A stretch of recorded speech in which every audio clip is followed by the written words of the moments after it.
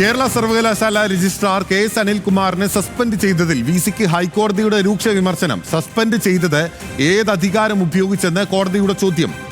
സിൻഡിക്കേറ്റിന് മുകളിലാണ് VC-യുടെ അധികാരം എന്നാണോ കരുതുന്നതെന്നും കോടതി ചോദിച്ചു. തനിക്ക് പകരം മറ്റൊരാളെ രജിസ്ട്രാറായി ചുമതലപ്പെടുത്തിയ വൈസ് ചാൻസലറുടെ നടപടി ചോദ്യം ചെയ്ത് അനിൽകുമാർ സമർപ്പിച്ച ഹർജിയിലാണ് കോടതിയുടെ രൂക്ഷ വിമർശനം.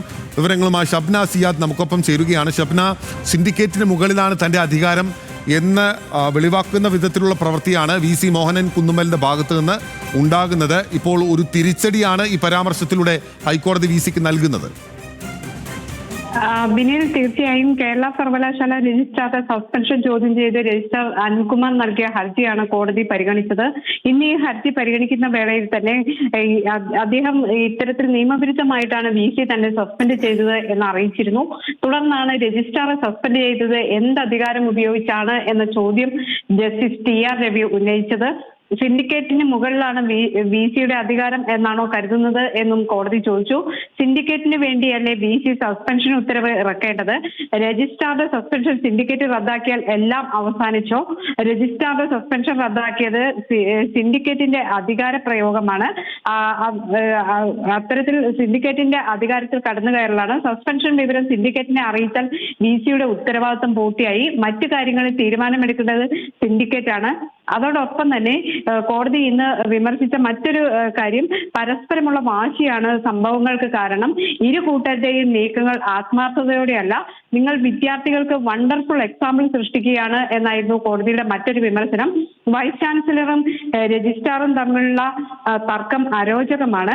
ഈ വിഷയം മാറ്റി നിർത്തിയാൽ വിദ്യാർത്ഥികൾക്ക് നിങ്ങൾ നല്ല മാതൃകയാണ് എന്നും ഹൈക്കോടതി പരാമർശം ഉന്നയിച്ചു. ഏതായാലും ഈ കേസുമായി ബന്ധപ്പെട്ട് മറ്റന്നാൾ വാദം തുടരും. ഷബ്ന, മറ്റന്നാളത്തേക്ക് കേസ് മാറ്റിയിരിക്കുകയാണോ? തീർച്ചയായും ഇതിന്റെ വാദത്തിനിടെയാണ് ഇത്തരത്തിലുള്ള വാക്കാൽ പരാമർശം ഉണ്ടായത്. കോടതി ഇതിൽ വിശദമായ വാദം കേൾക്കുന്നുണ്ട്. ഇന്നിപ്പോൾ രാവിലെ മുതൽ ഇതിൽ വാദം നടക്കുകയായിരുന്നു. പിന്നീട് ഉച്ചയ്ക്ക് ശേഷം ഇതിന്റെ വാദം മറ്റന്നാൾ കേൾക്കാം എന്ന് നിർദ്ദേശിക്കുകയും അതിന്റെ അടിസ്ഥാനത്തിൽ കോടതി ഈ ഹർജി മറ്റന്നാളിലേക്ക് മാറ്റുകയുമായിരുന്നു. ഇനിയിപ്പോൾ മറ്റന്നാൾ വിശദമായ വാദം തന്നെയായിരിക്കും ഉണ്ടാകുക.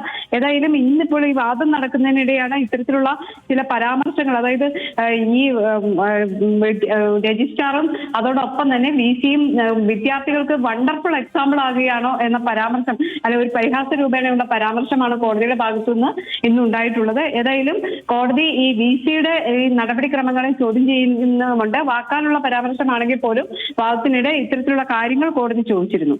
ഉറപ്പായും ഒരു പ്രധാനപ്പെട്ട ചോദ്യമാണ് VC-യോട് കോടതി ചോദിച്ചിട്ടുള്ളത്. സിൻഡിക്കേറ്റിന് വേണ്ടി ഉത്തരവിറക്കേണ്ട VC സിൻഡിക്കേറ്റിന് മുകളിലാണ് എന്ന് സ്വയം ചിന്തിക്കുന്നുണ്ടോ എന്ന ചോദ്യം വളരെ സുപ്രധാനമായിട്ടുള്ള പ്രസക്തമായിട്ടുള്ള ചോദ്യം കോടതി ചോദിക്കുകയാണ്, ഹൈക്കോടതി ചോദിക്കുകയാണ്. എന്തായാലും ഈ ഹർജി മറ്റന്നാളത്തേക്ക് മാറ്റിയിരിക്കുകയാണ്. ഷബ്ന സിയാദാണ് ലീഗൽ ഡെസ്കിൽ നിന്ന് വിവരങ്ങൾ നൽകിയത്.